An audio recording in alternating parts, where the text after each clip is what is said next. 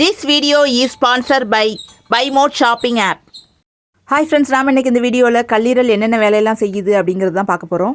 அதுக்கு முன்னாடி கல்லீரல்னால் என்ன அப்படிங்கிறத பற்றி இதில் பார்த்துடலாம். முதுகெலும்புள்ள உயிரினங்களிலும் வேறு சில விலங்குகளின் உடலிலும் காணப்படும் ஒரு முக்கியமான உறுப்பு தான் கல்லீரல்.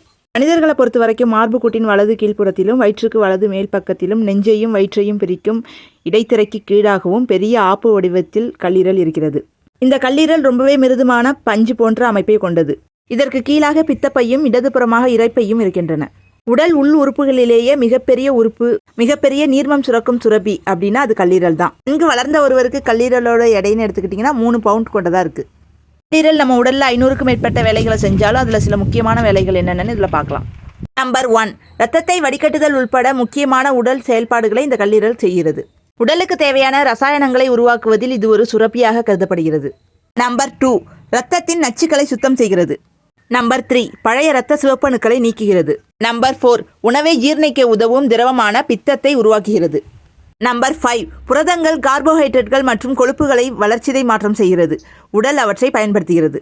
நம்பர் 6, இரத்தம் உறைவதற்கு உதவும் பொருட்களை உற்பத்தி செய்கின்றது.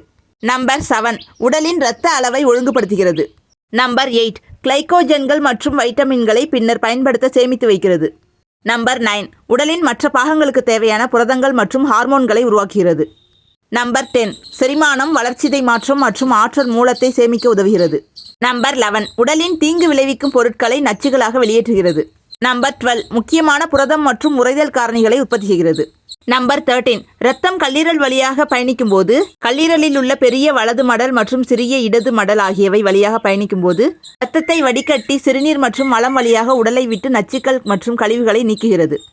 நம்பர் 14, பழைய முதிர்ச்சியடைந்த இரத்தத்திலிருந்து செரிமானத்திற்கு தேவையான பித்த நீரை சுரக்க செய்து பித்த நீரை பிரித்தெடுக்க பயன்படுகிறது. நம்பர் 15, ஹீமோகுளோபின் அமைப்பில் பங்களிக்கும் இரும்பு, ஏனைய சில தனிமங்கள், உயிர் சத்துக்கள், கொலஸ்ட்ரால் போன்றவற்றை கிளைகோஜன்கள் வடிவில் கார்போஹைட்ரேட்டுகளாக மாற்றுகிறது. மேலும் சில இயக்கு நீர்களை சேமித்து வைக்கவும் உதவுகிறது. நம்பர் 16, யூரியா உற்பத்தி, பிளாஸ்மா, புரத உற்பத்தி போன்றவைகள் உற்பத்தியில் ஈடுபடுவதற்கு உதவுகிறது. நம்பர் 17, உட்கொள்ளும் உணவை செரித்து ஆற்றலை உருவாக்க உதவுகிறது. அதிகப்படியான உணவை நாம் உட்கொள்ளும் போது அதில் உள்ள சத்துக்களை எடுத்து சேமித்து வைத்துக்கொண்டு நமக்கு உடலுக்கு தேவையான போது அதனை வழங்குகிறது. நம்பர் 18, சுரப்பிகளை செயல்பட வைக்கவும் காயங்களை ஆற்றும் வண்ணம் இரத்தத்தை உறைய வைக்கவும் தேவையான புரதங்களையும் வேறு பல நொதிகளையும் உற்பத்தி செய்யும் கருவியாக பயன்படுகிறது. நம்பர் 19, கல்லீரலால் சுரக்கக்கூடிய அல்புமின் எனும் நீரில் கரையக்கூடிய திரவமானது சரியான அழுத்தத்தை பராமரிக்க உதவுகிறது. இரத்த நாளங்கள் கசிவை தடுக்கிறது. ஹார்மோன்கள், வைட்டமின்கள், என்சைம்கள் உடல் முழுவதும் கொண்டு செல்கிறது.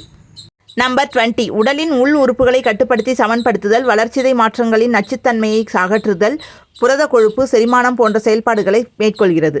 உடலின் பிற பாகங்களுக்கு தேவையான புரதங்கள் மற்றும் ஹார்மோன்களை உருவாக்குவதில் இது ஒரு சுரப்பியாக செயல்படுகிறது.